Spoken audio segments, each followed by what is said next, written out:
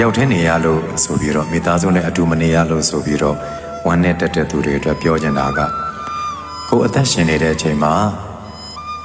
ကိုကျင်လေရပတ်ဝန်းကျင်မှာတန်ဖိုးရှိတဲ့လူသားတစ်ယောက်ဖြစ်နေအောင်ကြိုးစားဖို့ပဲလိုတယ်ရှင်ကွဲကွဲခြင်းတို့တေကွဲကွဲခြင်းတို့ဆိုတာဘဝရှိရင်ကြုံကိုကြုံမဲ့အရာဒီနေ့မကြုံသေးရင်နောက်နေ့ကြုံရတာပဲအဲ့တော့ဆိုတော့ဒါတွေအားလုံးဟာခန္ဓာရလာကြတဲ့ကိုကဒုက္ခတရားတွေဆိုတာကြုံရမယ့်အရာတွေပဲဖြစ်တဲ့အတွက်တွေးပြီးတော့ဝမ်းမနေပါနဲ့အဲ့ဒီလိုမိသားစုကံမကောင်းတဲ့သူတွေလောကမှာအများကြီးရှိတယ်ကိုတယောက်တည်းမဟုတ်ဘူးလို့အားတင်ပြီးရင်ခဏခဏတွေးပြီးတော့ဝမ်းနေတာမျိုးမလုံနဲ့ဘာမှအကျိုးမရှိဘူးတရားတကြီးဆောက်ဆိုတဲ့အတိုင်းပဲရောက်တဲ့နေရာမှာကိုယ်နဲ့ပေါင်းသင်းမိတဲ့သူတွေနဲ့ဆွေမျိုးလိုသဘောထားပြီးမေတ္တာပေး